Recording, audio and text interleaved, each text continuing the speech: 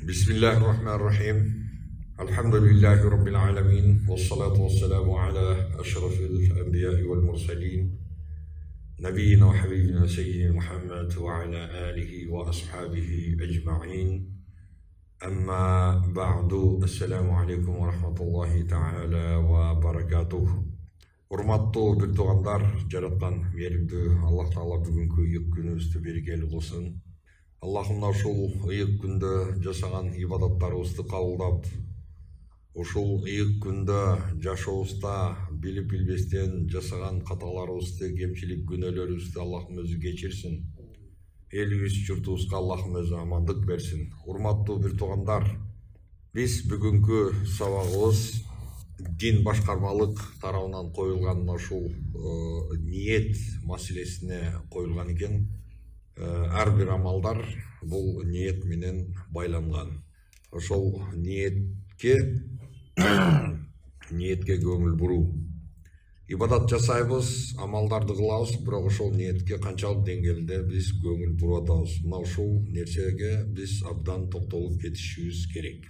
Бүгүн эми Григорианский календарь менен биз мынакей жашап келебиз. Бул 2023 жыл башталып калды, январь айы. Бул эң алгачкы ушул биздин календарыбыздагы биринчи айлардын бири, эң биринчи ай. Ошондуктан ушул дин башкармалыгыбызда дагы ушул тематиканы тандагандар ушул январь айын эң биринчи ниеттен баштасак деп ушул ниетти койгон окшойт. Бул биздин Курандан кийин келе турган Сахих ал-Имам ал-Бухари деген хадис жыйнактарында эң алгачкы ушул китеби башталган кезде Имам Бухари өзүнүн китебин ушул хадис менен баштаган. Пайгамбарыбыз Мухаммад саллаллаху алейхи ва салламдын хадисин Умар ибн ал-Хаттаб радиаллаху анху риваят кылган. Анын риваяты менен келген. Ошондуктан бул хадисинде Пайгамбарыбыз Мухаммад саллаллаху алейхи ва саллям айтып атат: "Иннамал а'малу бин-ният ва иннама ликулли имриин ма нава." Ар бир адамдардын жасаган иштери, амалдары алардын жасаган ниеттери менен кошо болот. Жана ар бир инсан үчүн эмнени ниет кылган болсо, мына ошол ниети, ошол ниетине жетет. Же болбосо мына ошол ниети менен кошо болот. Жетеби, жетпейби, билесиңер туугандар, эми адам жакшылыкты же болбосо көптөгөн нерселерди ниет кылышы мүмкүн, эми баардык эле ою орундалып, бул дүйнөдө ойлогон ойду кыстаган турмуш жеңет. Ошондуктан бул ниеттин адамдын ордунда айрыкча мусулманмын, ла илаха иллаллах Мухаммадур Расулуллах деген мусулман пенденин жашоосунда орду аябай чоң. Пайгамбарыбыз Мухаммад саллаллаху алейхи ва саллям мына ушул хадисинде айтып атат, кийин айтып атат, мынакей кимдин хижраты Аллах жана мен канат хижрату илаллахи ва иля расулихи фа хижрату илаллахи ва расулихи. Кимдин хижраты Аллах жана анын элчиси үчүн болгон болсо, демек анын хижраты Аллах жана анын элчиси үчүн. Ал эми кимдин жасаган хижраты فمن كانت هجرته إلى الدنيا يصيبها أو إلى امرأة ينكحها فهجرته إلى ما هاجر إليه деп мынакей Имам Бухаридеги эң биринчи хадис туугандар. Кимдин эми хижраты эгерде бир кандайдыр бир жетмекчи бир дүйнө болсо, мына ошол дүйнөгө бир жете турган бир дүйнө, же бир үйлөнө турган аял үчүн болсо, демек бул инсандын фахижратуху, мына ушул жерде туугандар фахижратуху деген ф тамгасы, бул ф ан-натижия деп коет, бул результат, натыйжасында, то есть итог эмне менен бүтөт? Биз баягы орустарда айтат го, цыплят по осени считают дейт. Күзүндө, жөжөлөрдү күзүндө эсептейт дейт. Дал ошол сыяктуу эле адамдардын жасаган иштери, арты, аягы, мынакей ошол адамдын ниети менен болот. Демек, натыйжада, итог, ошол адамдын аял үчүн хижрат кылган болсо, материальный bir кандайдыр bir дүние үчүн хижрат кылган болсо, демек иля ма хаджара илейхи деп пайгамбар саллаллаху алейхи ва саллям айтты. Ушул жерде bir зарыл нерсеге көңүл буруп коюш керек. Иля ма хаджара илейхи деген ма деп, бул жерде пайгамбар Мухаммад алейхиссалам ма деди. Ма деген нерсе, тугандар, бул предмет дегенди, жансыз нерсени бул освещать эткен нерсе ма деп коет. Мисалы, адамды ты что деп айта албайбыз го. Да? Адамды ты кто дейсиң? Сен кимсиң? Туурабы? Мужской, женский род кыргыз тилинде жок болсо керек. Орус тилинде мисалы мужской, женский жана ошондой эле средний род бар. Бул жерде айтылат фахижрату ма хаджара иля ма хаджара илей. Ошол хижраты ошол нерсе үчүн, эмне үчүн хижрат кылган болсо ошол нерсе үчүн болот деп атат. А башында тугандар, Аллах жана элчиси үчүн деген жерде фахижратуху натыйжасында анын хижраты Аллах жана анын элчиси үчүн деп айтады. Бул жерден тугандар, бул жерден багы грамматический жактан айтып көрө турган болсо, кээ-бирлер хазф деп коет. Бул деген баягы ушул бир сөздү акырын жашыруу, астына жашырып коюу, ошондой эрежелер бар. Бирок бул жерде урматтуу бир тугандар, настолько шунчалык бир деңгээлде аял же бир какой-то материальный, ошондой финансовый, ошондой достаток деген нерселер ничтожный экендигин, бир эч кандай бир баага эмес экендигин пайгамбарыбыз баса белгилеп, ошон үчүн мисалы анын натыйжасында ким дүйнөгө аял үчүн көчкөн болсо, анда демек ал аял үчүн жана дүйнө үчүн көчкөн болот дебестен, ошо көчкөн нерсесине болот деп туруп нерсе деп койду тугандар. А жогорку хадистин башталышында фахижрату илаллахи ва расулихи, Аллах жана анын элчиси үчүн хижрат кылды. Хижрат дегени бул тугандар Макка шаарынан мусулман адамдар өздөрүнүн иманын, динин сактоо үчүн ошол жердеги мушриктерден, капырлардан качууга аргасыз болушкан.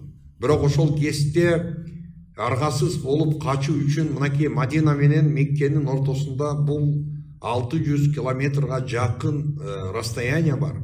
Ошондой масафа бар. Эми элестеткиле, бүгүн транспорт менен, машина менен, автобус менен жетесиң. Жөө эч ким чыкпайт. Жөө 600 километр көтөрүп сен суун көтөрөсүңбү? Төөң жок болсо, атың жок болсо, сен суун көтөрөсүңбү?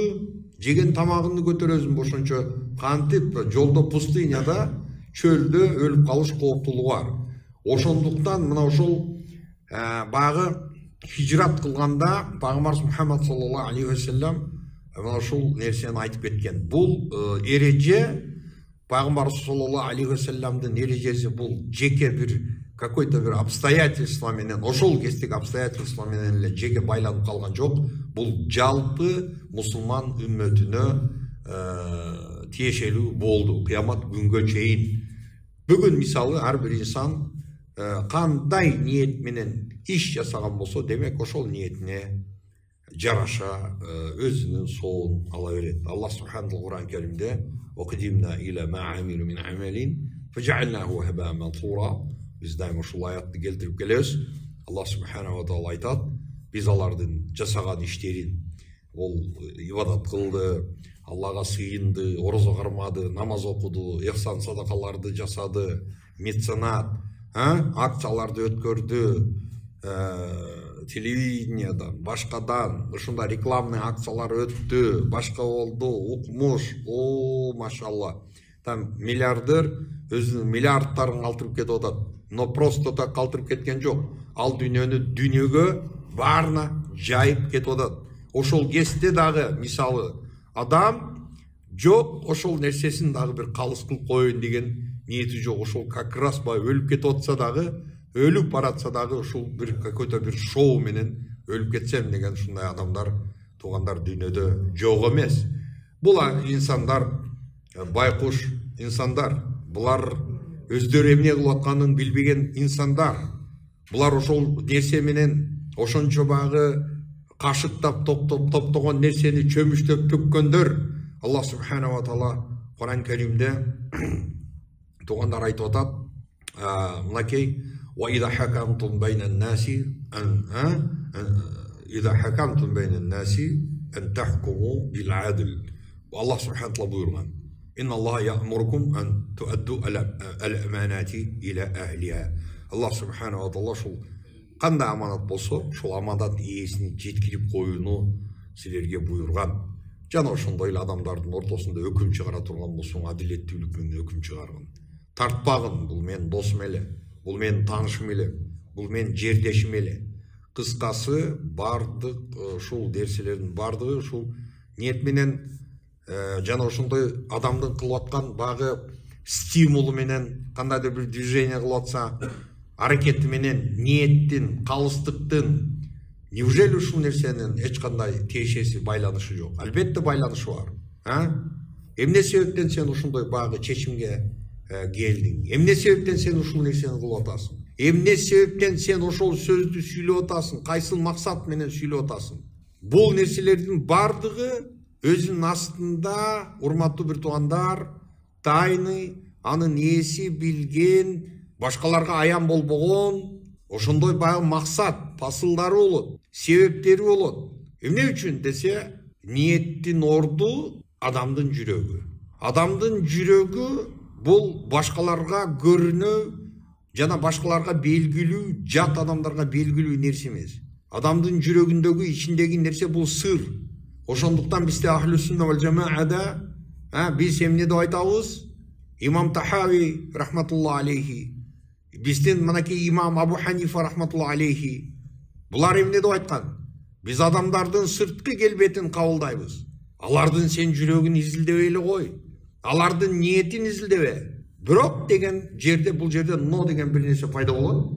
Албетте, популизм болгон нерсени, конечно, бул нерсе, как ясное солнце, асмандагы күн сыяктуу популизм бул ачык, айкын көрүнүп турган болот. Эмне үчүн дегенде, мына ошол адамдын өзүнүн тутунган жашоодогу образы, анын баскан кадамдары, анын привычкалары, бул нерселердин баары көрсөтүп турат. Кто популист, ким чын жүрөктөн кылып аткан. Эми бул сырткы белгилери.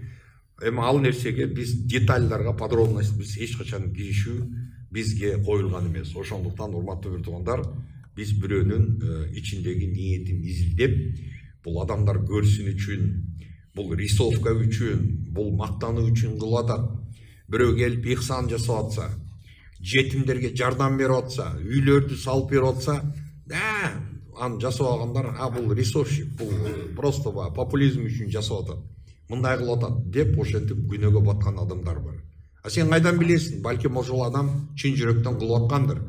Сен кайдан билесиң? Ошол адам өзүнүн сен билбеген күнөөлөрү бардыр. Ошол күнөөлөрүмдү Аллах кечирсин деп туруп, чын жүрөктөн ошол нерсени жасап жаткандыр. Кайдан билесиң сен? Аны менен жүрдүң белең сен? Аны менен өмүр сүрдүң белең? Жашоо кечирдиң белең? Түнү күнү 24 саат бою бирге жүрдүң белең сен? Билбейсиң. Анын жүрөгүнө сен кирдиңби? Сен сырткы, анын физический денеси менен кошо жанаша жүргөн жоксуң. Анан кийин бул жерде анын ичиндеги жүрөгүндөгү нерсесин айтып атасың. Как будто сен анын жүрөгүн азыр кирип чыккандай. Субханаллах. Ошондуктан туугандар, мынакей жүрөк ээлери үчүн, чыныгы жүрөктөрү бар инсандар үчүн, мына ошол жүрөктөр эгерде иман менен жана ошондой эле Курандын нуру менен кооздолгон болсо, мына ошол жүрөктөр гана бактылуулукка жетиши мүмкүн. Бирок жөн эмес. Ал жүрөгү нурдуу болуп калып эле бул бактылуулук, дүйнө акырет бактылуулугуна жетип калышы мүмкүн эмес. Эмне үчүн? Туугандар, эмне үчүн? Мына айтайлык, бир машина мингенди билбеген, же азыр араңарда мынакей электровоз, поезд айдаганды билбеген, машинист эмес, ошол нерсени окубаган, билбеген адам готовый транспорт турат, мынакей жетип алган, ичинде топливосы толтура. Сүйүнүп атасың, кубанып атасың, машинисттин кабинкасына кирдиң, бирок кнопкалардын аягын басасың, биягын басасың, билбейсиң. Хотя бы стартты заводить этип ошол электровоздун моторун жүргүзгөндө сен ошол нерсеге дагы колуң жетпей жатат. Ошондуктан туугандар, баягы для полного счастья деп коет го, ушундай толук бир бактылуу болуш үчүн мына ошол нерселер жетпей атат. А бизге мусулмандарга эмне жетпей жатат? Хорошо, биз мусулманбыз, Кудайга ишендик. Коккуй, мен жүрөгүм шунчалык Кудайды таанып, аябай мен Кудайды сүйүп атам, мен пайгамбарды сүйүп атам. Бир канча жыл болуп калды, бирөөсү айтып атат мага. Мен аябай сүйөм да, мен аябай жакшы көрөм да дейт. Кимди? Пайгамбарды. Аябай жакшы көрөт экен. Аябай жакшы көргөн адамдын жашоосунда пайгамбардын сүннөтү да жок. Сен сүйүүң кана? Кана сен сүйүүң, пайгамбар болгон сүйүүң, а? Эмнеге сен ушу просто жөн эле голословно ошол нерсени утверждать этип атасың, а? Жок нерсени айтып. Ошондуктан туугандар, мусулман адам үчүн бактылуулукка жетүү үчүн бир гана ошол жүрөктөгү машалла сонун бир мен сүйөм Кудайды, ушу Кудайга шүгүр, алхамдулилlah деп коюп эле жүрө бергениңдин өзү жетиштүү эмес. Мусулман бактылуу болуш үчүн эмне кылыш керек? Ага илим керек. Мусулманга ибадат керек. Сыйынуу керек. Сыйынуу керек. Машинистти мисал кылып келтирдим да. Неужели ошол нерсе элементарный ошол баягы образ, ошол визуальный бир картина силерге жетиштүү болбой атабы? Почему бул машинаны айда албаган адамга ошондой бир дилетантты за рулем отургузуп койдуң? Эмне болду? Автомат коробка эмес, механиканы берип койдуң, жүргүзүп кетти, 2-ге 3-кө салды дагы. Биринчи поворот, полный баягы машина менен сен крах. Бир уголда сайылып жатасың. Или встречкага чыгып кетти, башка болду. Машинаны айда албаган үчүн. Эмне болду? Ичинде адамдар эгерде өлсө өлдү, эгерде өлбөсө оор жаракаттарга кабылышты. Туугандар, туурабы? Эмне себептен? Ошол дилетанттын айынан. Потому что за рулем эч нерсени билбеген. Колунда права, водительский правасы жок. Же автомобилдик багы жок дегенде үйүнөн атасынын, апасынын машиналарын урдап айдап жүргөн баягы юнецтер эмес, жаш балдар да эмес. Хотя бы ошолордо хоть кичине болсо да практикасы бар. Үйүнөн урдап чыгып, машинаны айдап, кечкисинби, күндүзбү, үйүндө ата-энеси жокто ключту алып. Хоть дегенде ошолордо опыт бар. А сен отургузуп койдуң, эч кандай эч нерсени билбеген адамды отургузуп койдуң. Анан кийин эмне болду? Крах болду. Өлүм же болбосо мына ошондой багы летальный исход болбосо жок дегенде оор жаракаттарга кабылды. Жатат реанимацияда, спицалар менен буттарын асып коюп, колдорун асып коюп, перелом костей. Жатышат. Кудайга шүгүр, өлүп калбадык, жакшы деп коюп. Адамдын ушул дүйнөдөгү кыска жашоосу, ошону канча деген туугандар келип туруп жемеледи. Сен башың барбы, мээң барбы? Кантип сен ушул адамды машинага, ушул билбеген адамды отургузуп коюп, еще пассажир болуп спокойно жанына отуруп алып кетип атасың деп. Жемелейби? Туугандар келип жемелейт. Башың иштетпейсиңби дейт. Айтат, урушат. Бул кыска адамдын 50, 60, 70, 80, 90 эми укмуш спортсмен диеталар сактагандарды биз айтабыз 100 жыл жашасын. Эми адамдар кээ бирлер айтып атат, адамдын человеческий багы жашоо ресурсу өзү 200, 250 жыл, 300 жыл. Айнанайын, туугандар, бүгүнкү парниковый эффект болуп атканда, бардык жерде бир адамдын башында 2 машина турганда, смогтор турганда, абалар бузулуп атканда, климат бузулуп атканда, тамак аштардын бардыгы ошондо баягы химикаттарга, уже баягы сухой сместерге айланып атканда, эмне болуп атат? Магазинге барсаң, домашний сүт таппай каласың. Айла жок. Не алабыз? Коробкадагы баягы 2,5%, 5% деген порошокторду, молоко. Бул ал порошок. Производителдер ушу Белоруссия аяктан бияктан келгенде. Айла жок, ошону алып ичебиз. Жашоо үчүн биз ушундай жан күйгүзөбүз, дагы бирок акыретибиз түбөлүк жашоо үчүн бизде жан күйгүзүү деген нерсе жок. Все нормально. Ден соолукка кара, кой. Кичине акча топтоп, эми спорт менен алектениш керек. Эми ушунча байлык тапкандан кийин эми жөн эле өлүп кете беребизби? Кой, здоровый образ жизни жасабасак болбойт. Жүрөт парктарда базып, жүрөт качальный залдарда, спорт залдарда. Акчаны тапты, без смысла. Смысл жок. Дүниесі бар, жейін десе, жей албайды. Врач на диету посадил. Ошондуктан, туғандар, адамдардың бары, туғандар, бұл жалпы адамзат байқұштар, бұлар өліктер. Бер ғана ошол өліктердің арасында, это рухани өлік. Мен биологический өліктерді айтып отқан жоқпын, ходячий труп, оны ужастик кинода ходячий труптарды айтқан жоқпын. Мен ошол чисто морально, рухани жақтан өлгендер. Алардың арасынан тирүүлөрү бұлар билгендери. Өт посвященный. Мұсылманмын, мен өлсөм, ертең ақырет бар. Мен өлсөм, ертең ақырет бар. То есть атеизм, дарвинизм деген нерсенин барын четке какты дагы бол прекрасно билет, что өлсө, ертең ақырет башталат, кыямат сот башталат, ертең тозок менен бейиш бар экенин бул жакшы билет. Бул нерсеге бул уже түшүн. Ошо биз ошол нерсени түшүнүп жеткенибиз үчүн могул жерге келип азыр биз намаз окуп отурабыз. Эми макул. Эми ошол түшүнүп билген адамдардын бары, алар дагы өлүктөр. Эгерде алар ошол билген нерсеси үчүн эми аракет кылып амал кылышпаса туугандар. Амал кылгандар дагы туугандар амал кылышып атат-ку. Машалла. Кыйрат атат. Бул деген таксыр ошонча мээнет кылып жүрөт. Бул деген сабактарды берип молдеке элди даават кылып жүрөт. Эми биз ким, булар ким деп жүрөт да. Бирок туугандар ошо амал кылгандар дагы өлүктөр. Билесиңерби? Амал кылгандар дагы өлүктөр. Эгерде ал амал кылгандарда ыхлас болбосо. Голый популизмдин үстүндө амал кылып жүрсө. Потому что адамдын нафси жаман да. Вот адам идет, мен мисалы айтайлык, мына ушул дин илимин кичине сүйлөп айтып жүргөн туугандар. Мен адам баласымын. Менин денемде силердин дениңердеги агып турган кан менде да агып турат. Силердеги бар нафс менде да бар. Силердеги бар шахват менде дагы бар. Эгерде менде жок болуп калса, анда мен импотент болуп калбаймынбы? Менде жок болуп калса, мен дагы бир какой-то инвалид болуп калбаймынбы? Бар менде дагы ошол нерсе. Но мен ошол нерсе менен күрөшкөн аракет жасайм. Мен Кудай тооба кылдым, ушул маселе кылсам, даават жасасам, ниетимди түздөп, ошол популизм, голый популизмге айланып калбасын деген аракет менен мен ушундай нерсени жасаган аракет жасаймын. Рисовка үчүн эмес. Мен бул жерде оправдывать этип аткан жок. Эми просто мисал.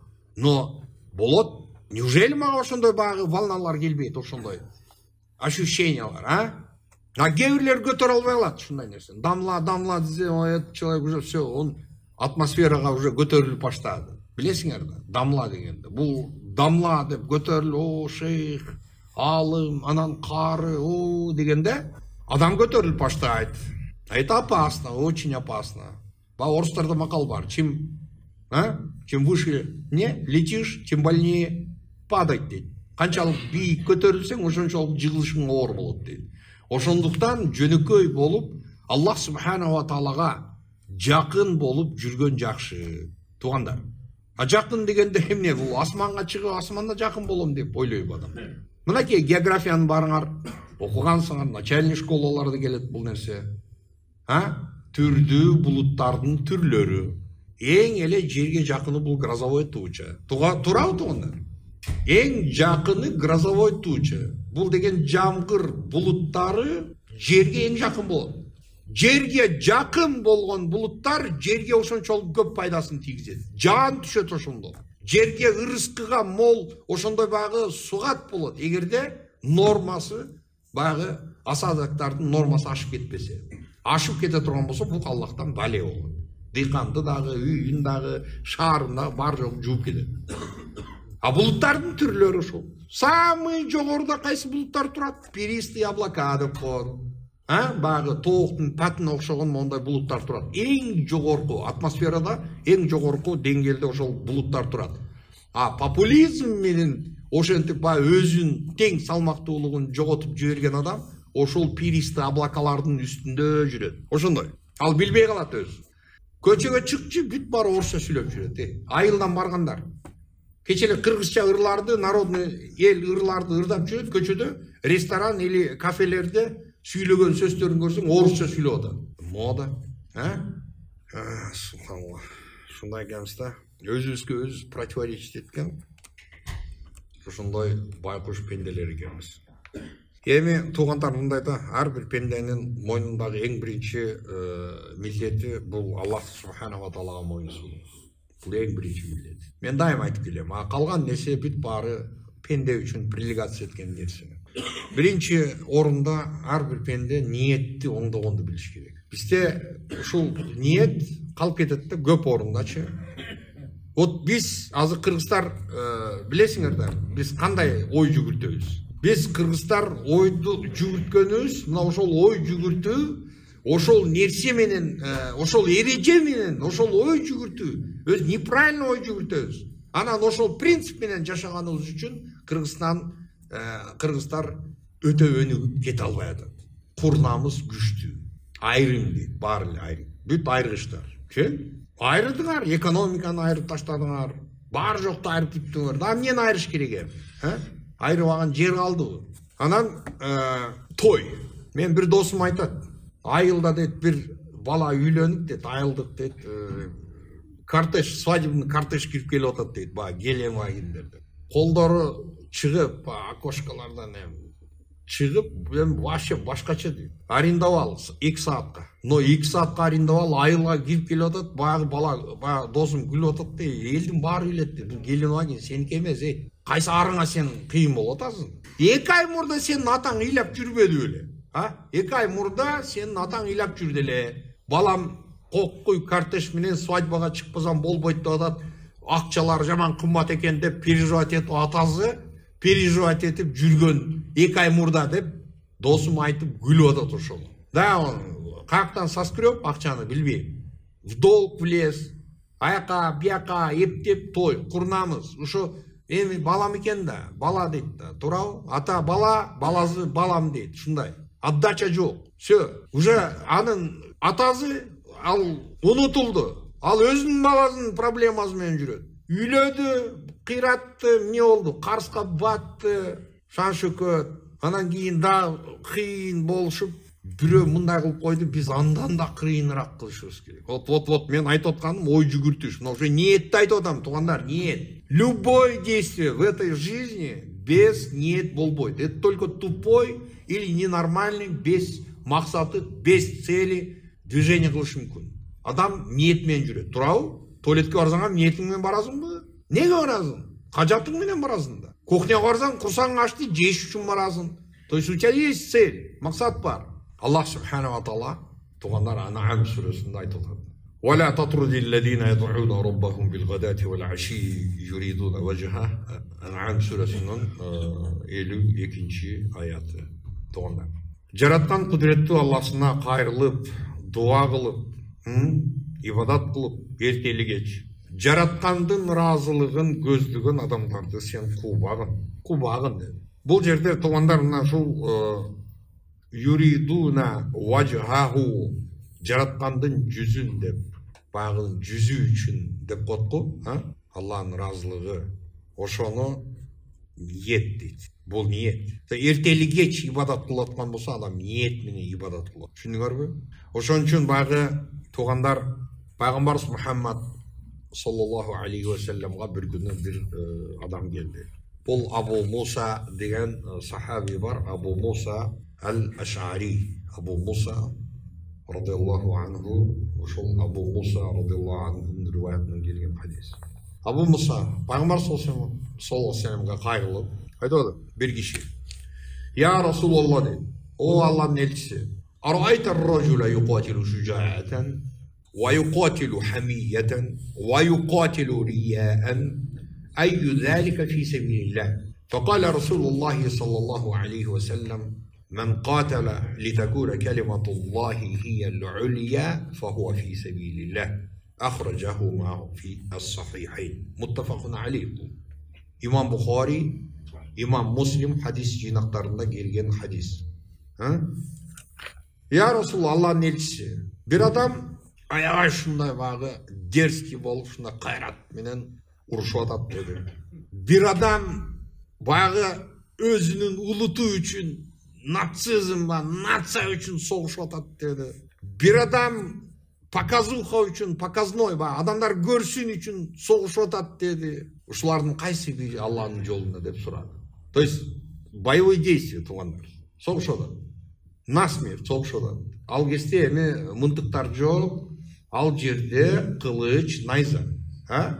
Расулуллах саллаллаху алейхи ва саллям дайыма стратегиясы Расулуллах эң көп предпочитать этип, эң чоң эмени стрелковый оружияга берген. Расулуллах саллаллаху алейхи ва саллям лучниктерге берген. Румат деп коет эле, румат. Бул дегени ошо илгерки согуштар барыңар билесиңер да. 300 спартанцев, анан кийин Болливудтагы согуштарды билесиңер да. Там вообще кошмар урушат го. Азыркы 21-чи кылымда Болливуддун актерлору азыр жеңет. Российский С-400-ларында. Анан ушул жерде уруш болуп атат дагы, ушул ар бир инсандын урушу көздөгөн максаты башка болуп атат да. Түшүнүп атасыңар? Бул дегени мисалы азыр көчөдө машина менен бирөөгүн кагышып кал. Көчөдө просто жөн эле тирешип кет. Да, и все, короче. Эч кимде задний жок. Бирин-бири соғып, мушташып урушуп кетти, насмерть согушуп атат. Алланын жолунда болуп атат ошол. Айтсаңар, эмне үчүн болот? Же өзбек, кыргыз бирин-бири согуп атса, бул сен сартсың, сен кыргызсың, же паланчасың деп согушуп атса, ошол Алланын жолунда.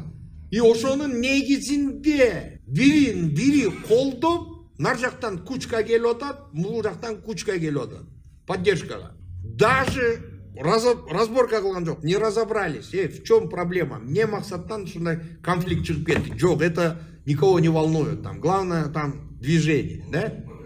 Пайгамбар Мухаммад саллаллаху алейхи ва саллям айтты, жок деди. Булар Алланын жолунда эмес деди. Ким деди? Ла иляха иллаллах деген Алланын иман сөзү жогору болуш үчүн согушкан болсо, мына ошол Алланын жолунда мына ушул уруш болот деди. Бул имам Сахих имам Бухари жана имам Муслимде келген хадис. Эми албетте биздин мекенибиз, өзүбүздүн мамлекетибиз, биздин границаларыбыз бар.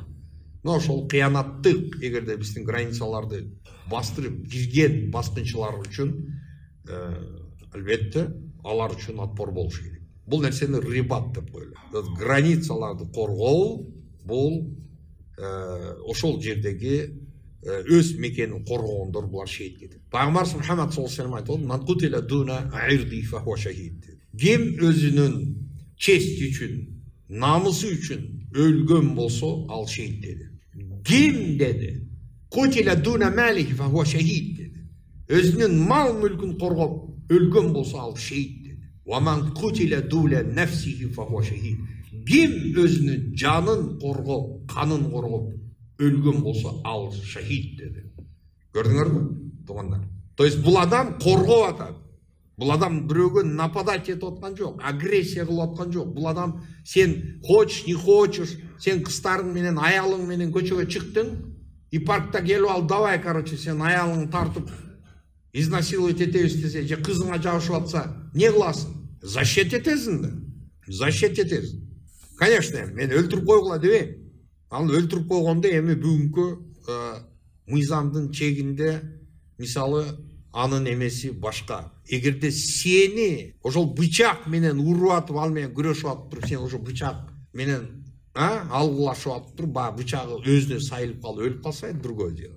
Жок, сен келип стрелковый оружие менен келип туруп атып таштаган, өлтүрүп таштасаң, анда это уже беспредел болуп кетет. Ошон үчүн ал нерсени бардыгын өзүнүн жайын, ордун билиш керек. Пайгамбар Мухаммад саллаллаху алейхи ва саллямдын дагы бир сөзү Жабир радиаллаху анхудан ривайет кылган. Бул жихад Пайгамбар саллаллаху алейхи ва саллям өзү лично өзү чыккан походторду газат деп айтылган. Билесиңер? Газат деп айтылган. Жана Пайгамбар Мухаммад саллаллаху алейхи ва саллям өзүнүн участиясы жок, башка ошондой багы отряддарды жөнөткөн болсо, анда ал нерсе сария деп аталган. Жабирдин риваятында келет, Пайгамбар Мухаммад саллаллаху алейхи ва саллям айтып атат: "Лакад халлафтум бил Мадинати риджалан ма катa'tum вадиан вала салактум тариqan илля шаракукум фил аджри хабисахум аль-марад." Ахраджаху Муслим ва ахраджаху аль-Бухари. Мин хадиси Анас. Анастын хадисинен Бухари чыгарган өзүнүн жыйнагында, ошондой эле Муслим хадис жинағында келген хадис. Бұл пайғамбар Мұхаммад саллаллаху алейхи ва саллям айтып отады. Бағы ғазатта кетіп отқан жихадшыларға айтып отады да, сілер деді Мадина шаарында ушундай адамдарды калтырдыңар. Артта қалды, Мадина шаарына қалды. То есть сілер менен бирге походто ушул эме ғазатқа чыга албай қалды.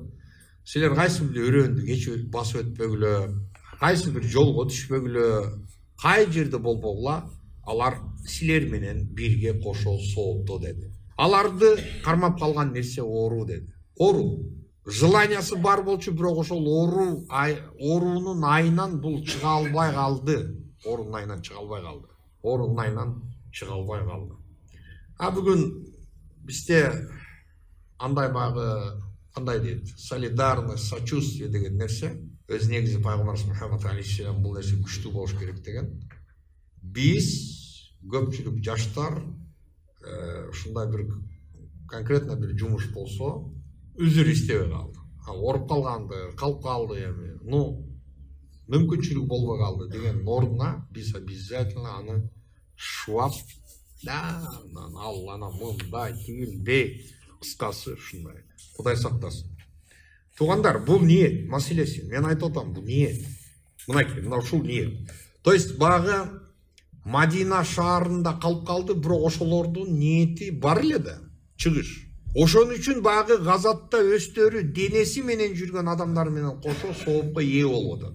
Жок, ошол жерде мындай сачковать этип, жамааттан качып, эптеп, ушу мен өзүм жөн эле ооруп калдым эле деп, мустак суу ичип, грипп болуп калдым эле деп жатса, анда башка экен.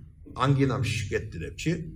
Кээ бир мерестер бар. Мен ушуну да кошо айтып коеюн. Мерез адамдар адамдын ооруп атканын түшүнбөгөндөр бар. Бул бирөө ооруп атат десе, бул мерестер ойлойт, человек притворяется деп. Мусулман адам никогда не притворяется. Аллах көрүп турат притворяться кеткендерди. Ооругандарды да көрүп турат. Со адам мен ооруп аттым эле деп эле жөн эле жата береби?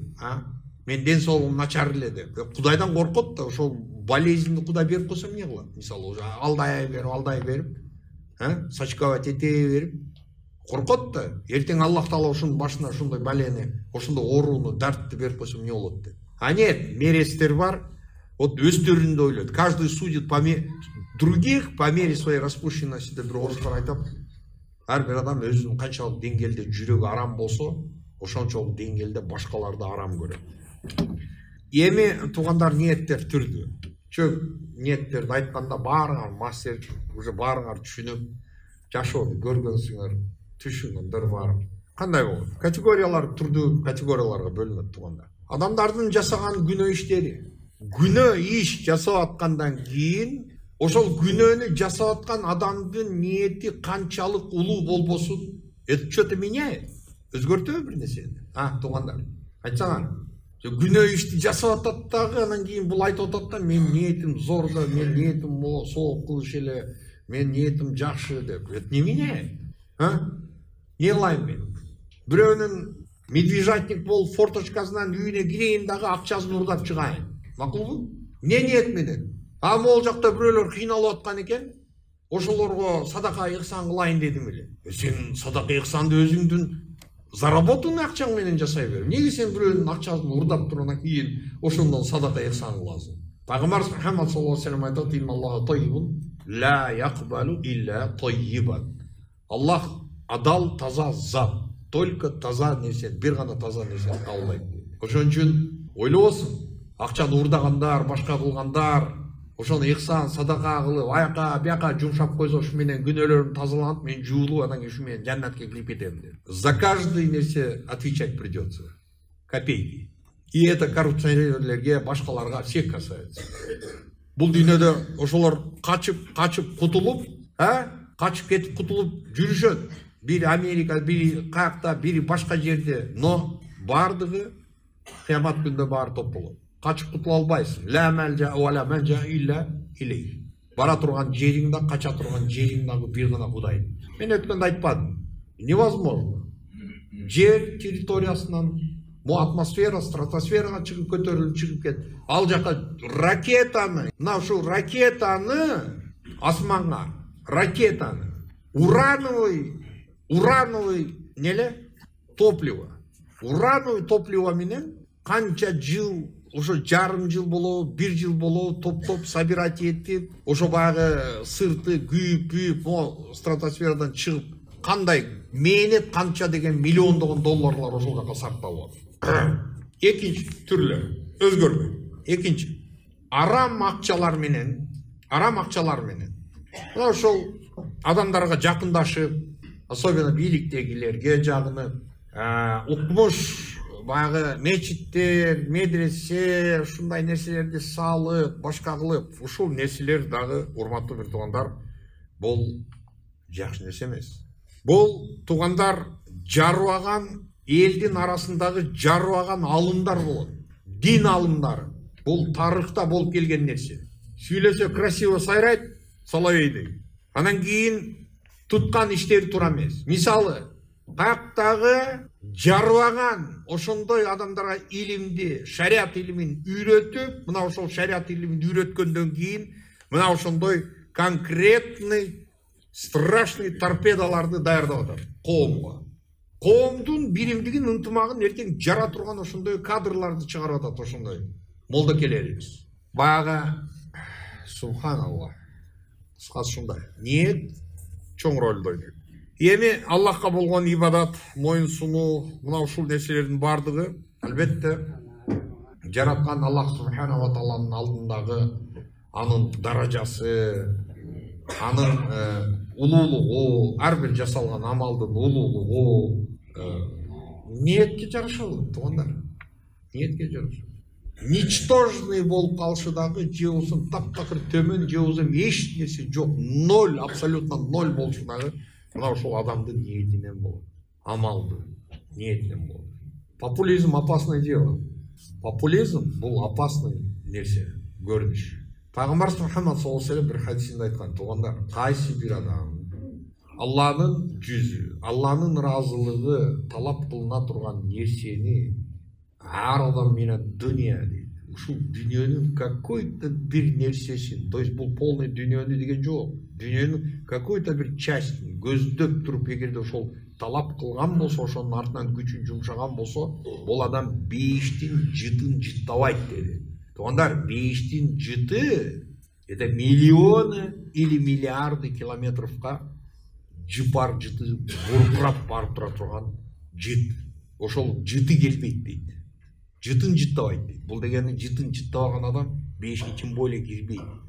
Ал эмне? Ошол нерсе ыйык, Аллахтын ыраазылыгы үчүн талап кылына турган эмне? Ал шариат илими болчу. Мен казы болом, мен муфтий болом, мен чиновник болом, анан кийин мен ушундай баягы сыйлуу адам болом, анан популярный болуп, ушу элдин алдында уважениясында монтип жүрөм, тигинтем, минтем деген ниет, ошондой нерсени балага жүрөгүнө куюп, ата энеси, устазы ошол нерсе менен тарбиялап, ошентип үйрөтүп койгон болсо, дал ошол баланын келечеги ошондой болот. Самый страшный мындай нерселер куттаа турук деп коет. Куттаа турук дегенди, туугандар, араб тилинен кыргызча которгондо баягы жолду тосуп, жолдогу каракчылар болгонго, баягы Али Баба 40 разбойников дегендей. Куттаа турук дегени, туугандар, бул жолду тосуп, илгерки кездерде кербендерди полный жалаң тоноп, куржундарды алып, не только куржун, төөлөрүн все оголять этип туруп, анан кийин баягы чөлгө тигилерди или өлтүрүп салышкан, эми кичине сопротивление кылса өлтүрүп салышкан. Жок, по-доброму, по-здорову берип койгон болсо, анда коюш керек. Андай каракчылар, туугандар, баары эле азыр айтат, арабтар мындай экен, арабтар тигин. Арабтар эмне, адам эмес. Силерде канагат, анан кийин плоть бар, анан силерде только силерде эле ал нерсе. Арабтар эмне? Аларды канакпай ал жерде эмне, алардын жидкости эмне деп? Перикс водород агат дейсиңер, таптаза. Мынакей ушул 19-кылымда куттоо турук деп, мынакей билесиңер, чоң атам жөө барган ажыга деген адамдар бар. Менин аталарым барып келген дегендер бар, илгерки. Мен чоң атам да барган экен дегендер. Туугандар, мына ошол кестери арабтардын каракчылары болгон Али Баба и 40 разбойников деген сөз, мына ошол жомок именно ошол каракчылар тууралуу чыгып атат. Кутта туруп мына ошол жолдорду, каравандарды тосуп тоногондор тууралуу ушул жомоктор пайда болуп атат. Тысяча одна ночь деген баягы жомокту билесиңер. Историясы каяктан пайда болуп атат? Багдад. Волшебная лампа Аладдина каяктан болуп атат? Джин и волшебная лампа каяктан чыгып атат? Арабтардан. Это Куфа, ошо Багдад. Араб өлкөлөрү. Эмне үчүн дегенде, урматтуу бир туугандар, ошол араб өлкөлөрү болсо, вы что думаете, ал жерде укмуш, идея, ушундай идеал болгон мусулмандар жашайт деп ойлойсуңарбы? Алар бизге окшогон адамдар. Алар да ушинтип жумага барат. Алардын да молдолор отуруп аларга нотация окуйт. Аябай умный лицолор менен алар да угушат, кулактарын түйүшүп. Анан көчөгө чыгып 100 метр жүргөндөн кийин дальше өзүнүн ишин продолжать этип кете берген арабтар толтура. Ошондуктан туугандар, мына ушул ниет адамдын жасаган иштеринин бийик болушу, бул же болбосо ничтожный болуп кетиши мына ушул ниеттен зависит этет. Туугандар, бул нерсеге абдан көңүл буруп койгула. Мен намаз окуп атам, мен орозо кармап атам, мен паланча кылып атам. Жакшы, сен кармап атасың. Биринчиден, намаз бул сенин мойнуңдагы милдетиң, бул парз. Сен парз нерсе менен сен милдет кыла албайсың. Дал ошол сыяктуу эле баягы бир бай мен налог төлөп атам дейт го, мисалы, мен бюджетке мен мынча налог төлөп атам. Ты обязан төлөйсүң. Раз сен уже миллиондорду таап атасыңбы, төлөйсүң. Ал сенин милдетиң. Так что не надо, ал жерде мен мынча төлөп атам, мен мынча кылып атам дегендей. Орозо кармап атасыңбы сен? Мен орозо кармап атам. Кармайсың. Ал сенин парзың, мойнуңдагы милдетиң. Кармабай кой. Кааласаң кармабай эле кой. Кааласаң орозо кармаба, кааласаң намазды окуба. Готов тозокто вечно гореть. Миллиарды жылдар тозокто күйгөн даярсыңарбы? Ошон үчүн бизде айтылган бир сөз бар мусулманчылыкта. Канчалык сен сабырың, канчалык көчөгүң чыдайт ошол тозоктун отуна, ошончолук күнөөнү кыла бер. Насколько сен ошондой баягы отважныйсың, что сковородка, кайнап турган сковородканы басып койсо канча мүнөткө чыдайсыңар, басып турса, ошончолук сковородка эч нерсе эмес, сковородка бул дүйнөдө. Пайгамбарыбыз Мухаммад саллаллаху алейхи ва салламдын айткан сөзүндө тозоктун оту 70 барабар жогору болот деген.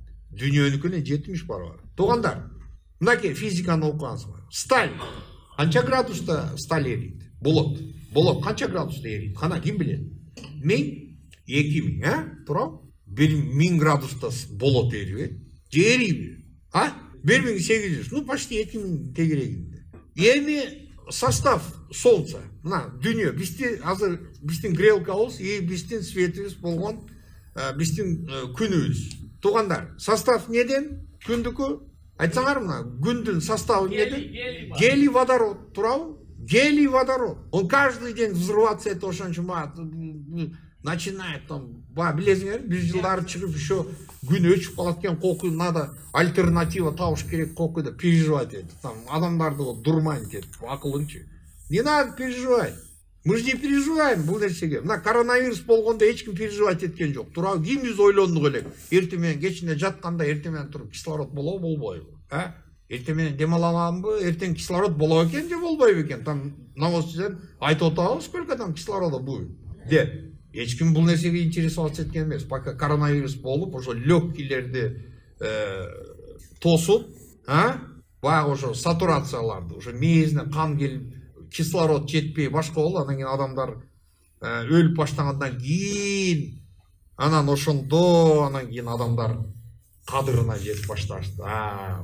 Аллах, ошон үчүн эгер Аллахтын берген жакшылыктарын эсептесеңер санмас. Эч качан жетпейсиңер, чектеп да кое албайсыңар, чектей албайсыңар. Нету. Анан шариат боюнча мен дагы бир ирет кайтарып кетейин. Никогда эч качан шариатыбызда кайра повтор кылганда бул нерседен зыян жок. Туугандар, повторение мать учения деген сөздү билесиңер. Орустар айтат, повторение мать учения. Дал ошондой бул үслүп Аллах Тааланын Куран Кариминде келет. Куран Карим 30 парадан турат.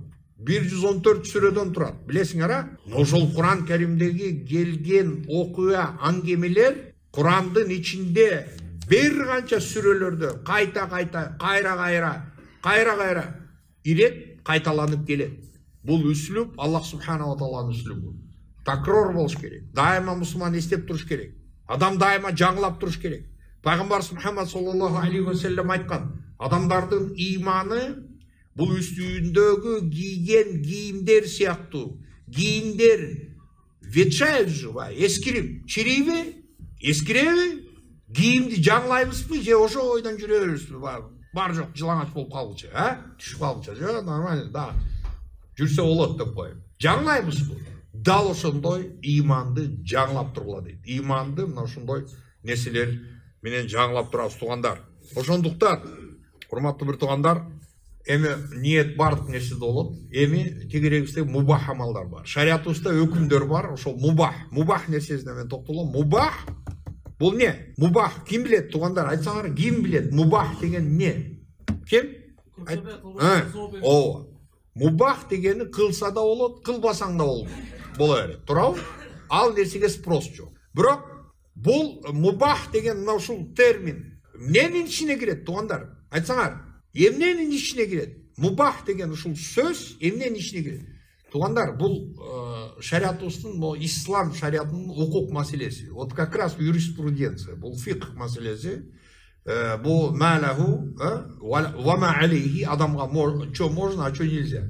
Не кылса болот, не кылса болбойт деген нерсени маселесин чечкен бул укук маселеси. Ошондуктан шариат маселесинде эң биринчи орунда өкүм маселеси биринчи орунда турат. А то кээ бирлери ошол өкүм маселесин определяться этпестен анан кийин начинает вот здесь пурганы гонять эткендер бар да. Ошо мубах нерсени айтып алып, ошону кылбай атат деп. Же мустахаб деген нерсе бар, нафил деген нерсе. Билесиңерби, мустахабты кылсаң сооп, кылбасаң эч нерсе эмес. Ошондой. А кээ бирлери болсо кыйкырып атат, эмнеге мындай, эмнеге андай? Силерге эмне сооп керек эмеспи? Эмне Куран окубай, анан дуа кылбай, эмне кете бересиңер? Не, чөнтөктө жаннаттын билетин чөнтөгүңө салып алдыңарбы деп өткөндө бир жаш бала бир видеого чыгып кетти, бир былтырлары. Айнанайын, субханалла, мына ошо чаламолдо дин бузар деп, мына дал ошондойлорду айтат. Намаз парз. Намаз парз. Туурабы? Куран башка, мына ошол таспих тартуу жама. Бул мустахаб амал болсо, мен карагыла, Муаз ибн Жабал радиллаху анху, Пайгамбарыбыз Мухаммад алейхиссаламдын дал ошол укук маселесинде эң чоң алымы болгон. Муаз ибн Жабал факих болгон. Мына ошол Муаз ибн Жабалдын үстүнөн арыз түштү Пайгамбарыбызга. Я Расулулла, Муаз ибн Жабал намазга өткөндө аябай көп созуп жиберип атат, аябай узак окуп атат депчи. Баргы имамдарга. Өтіп алғаннан кейін там 1 саат, 2 саат артында адамдар уже кирип алған, чыгып кетейін десе коркот турат, сөгүнүп, ичинен жини келип, үшкүрүнүп. Муазды пайгамбар сөзүнө чакырды дагы, Муаз dedi. Афаттанун анта я Муаз, афаттанун анта я Муаз. Сен не, фитна корсуңбу? Муаз, ты чё, интриган? Муаз, сен интригансыңбы? Деп пайгамбар 3 рет, пайгамбар саллаллаху алейхи ва саллям сурап, жемеледи. Ким имамдыкка өтсө, кыска окусун dedi. Кыска окусун. Артында орукчаны бар, карыясы бар, кичинекей балдары бар деп айтты. Эми, мисалы азыр айтайлы. Куранды кыска окудуң дагы, намаз бүткөндөн кийин отуруп алып, жарым саат вот это багы церемонияны 20 минут багы церемония теспе тарты. Эми алхамдулилля, бул нерсе сүннөт керек. 33 теспени мен бул нерсеге айтып, Куран окуу башка кылып, ошондо тез жазса болот өзү, турабы же жокпу? Жок, ошону жарым саатка оттягивать этип туруп жасап, анан баягы жерде эми мен айтып атканым, ошол жерде желающий адамдар туруп кетсе болобу? Базып кете берсе болобу? Мисалы, намазды биз салам бердик, салам бергенден кийин каалаганы могул жерде ишине кетеби, обедке кетеби, үйүнө кетеби, шап туруп кеткени акысы бар. Жок, ошону отуруш керек дейт да, баягы отургузуп алып, ошол жерде. Сен не, жаннаттын билетин чөнтөгүңө салып алдың. Жаннаттын билети сенин чөнтөгүңдө барбы деген суроо да, обратный вопрос. Вопрос на вопрос. А сенде барбы жаннаттын билети? На чё неге обосноваться? Неге сен негиздеп, сен ошентип айтып атасың? Жаннаттын чөнтө монтип кыйын болганы чыгып кетип атасыңар деп, ошентип туура эмес нерселерди кээ бирлери таркатып, ошентип адамдардын башына болбогон нерсени навязывает. Туура эмес. Туугандар, мен маселени айтып койдум силерге, эми чуть-чуть 5 мүнөт кечип кетсе биз намазды кыска дуаны дагы ошентип туруп кыска кылып туруп эле жөнөтүп атабыз.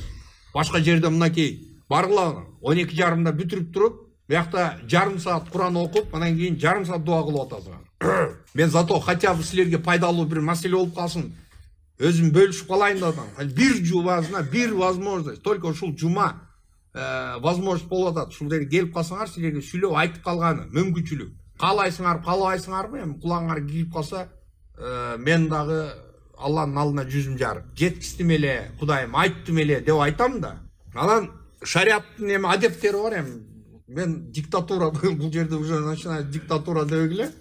Мен айтайын дегеним, бизде шариятыбызда устаз менен шагирттердин ортосундагы болгон адеп болот. Китеп окуп отурганда биз были такие времена, биз китеп устаз менен китеп окутурсак, кечки куптан намазында отуруп, эртең менен ошо бир тарат менен эртең бамдат окуйт элек. Ошо дарат менен китеп окуп отуруп. Анан мындай да, ушундай адептердин бири, устаз, дамла, намаз убакыты болуп калды деп айтпагыла дейт. Сага дин шариятын үйрөтүп аткан устазың ал сенден жакшыраак билет, что намазды убакыты болуп калган. Хорошо. Мен бир жолу айтып бердим эле, бир туугандарыбыз бир мечитке барса, эртең менен биринчи ракатына Ясинди баштап тур, экинчи ракатында Табаракты окуп тур. Чогу анан кийин элдер күн чыгып кетти дейт. Кечип атат уже жумушка. Анан элдер недовольный, лицолор бүт, имам артын караса элдер недовольный, баягы бүт баары көрүнүп турат да эми внешность. Недовольный турса, баягы имамдын ачуусу келип кетип наезд баштап тур анан кийин. Силер эмне, ушуга сабырыңар жокпу? Керек болсо Жабраил периште бир бутун көтөрүп алып дейт. Бир ракат окуган, 40 жыл окуган дептир. Откуда он взял? Каяктан алган бул информация? Анан дейт, экинчи бутун коюп, экинчи ракатта дейт. Экинчи бутун менен бир бутун менен экинчи ракатты 40 жыл окуптур, 80 жыл окуптур. Эки ракат намазды Жабраил периште 80 жыл окуган экен. Мен айтып атам, туугандар, это аналогия действительно бу? Жарактуу аналогия болобу? Бул нерсени бизде шариатта усулда кыясун фасид деп коет да, бул нерсени. Бул периште менен адамды сравнивать можно? Джабраил это самый гигантский периште, 600 канаты бар. И зачем, откуда ага намаз окуп, ага намаз буйруган эмес, ал деген ал пайгамбарларга адамзатына Алланын информациясын, буйруктарын жеткизип берет турган периште болгон. Каерде намаз оку деген ошол. Ошонун мечитин окуган ошо жанына келип алып. 40 жыл, бир бутунда 40 жыл, экинчи ракатын 40 жыл. А силер болсо, могу жерде кичине окуп койсо, могу жерде бүт бар кисляк болуп отурасыңар. Сидеть ровно деп анан ошентип наезд кылган экен да. Бул Оштогу болгон окуя. Мен асмандан алып аткан жерим жок. Ошон үчүн мен айтып атам да, шариат маселеси бул жөн эле, бул туфтология эмес. Шариат маселеси отсебячина эмес. Өзүң каалаган нерсени оттой бере турган, чыгып алыпчы. 40 жыл окуптур. Өзү 80ге чыккан эмес. 40тан чуть-чуть ашкан болсо керек. Менимче экинчи ракаты эми кетип атат агачы. Счет. Ассаламу алейкум дейт, дамла дейт, Москва шаарында дарыланып жаткан энемдин оорусуна Аллахым шыпасын берип, больницадан тезинен сакайып чыгып, жамааттан дуа алып бериңизди суранамын. Атым Максат дейт.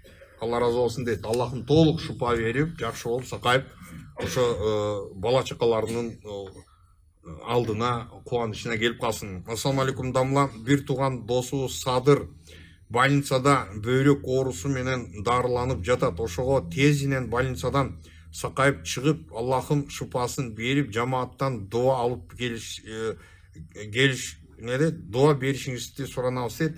Аллах субханала таала толук шыпа берсин, сакайып жакшы болуп келип калсын. Жана ошондой эле бала, эркек бала көрдүңөрбү? Ким баягы келген? Мен алдыма келген бул эркек бала. Макул, Аллахым ошол келген, ошо перзентине, наристесине дагы жараткан кудуреттүү Аллах субханала таала келечегин кең кылсын. Кудайым, Аллахым мына ушул дуа сурагандардын дуаларын өзүң орундат. Аллахым мына ушул мечитибизде сенин парзыңды өтөйбүз деп ар бир келген пенденин пешенесин жерге тийгизип, колдорун көтөрүп турат. Кудайым, ушул пенделериңди кечиргин. Кудайым, мен да кечир, жалпыбызды кечир. Жашоодо билип билбей кылган күнөөлөр сайбай көп Аллахым ушул күнөөлөрүбүздү кечир Кудайым. Аллахым кечиргин. Кабыр азап, тозок азабын даамын татпай түздөн түз мейишке киргенди Аллахым өзүң насип эткин. Аллахым кыргыз элибиздин ынтымагын, биримдигин бекем кылгын. Аллахым мамлекетибизди бекем кылгын.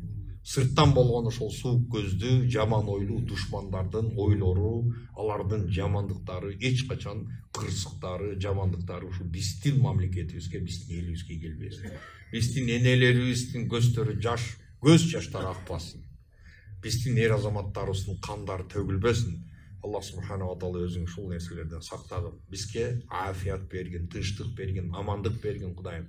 Аллахым, эгер сен колдосоң, биз көптөгөн ушул кыйынчылыктарга чыдай албайбыз. Аллахым сабыр бер бизге. Өтүп кеткен ата бабаларыбыздын жаткан жерин жайлуу кыл, алардын күнөөлөрүн кечир, келечегибиз, бала чакаларыбыздын келечегин кең кыл, өмүрлөрүн узак кыл, мамлекетибиз өнүккөн, ийгиликтүү мамлекеттерден болушун Аллахым өзүң насип эт. Аллахумма салли ва саллим ва барик аля набийина Мухаммад ва саллям.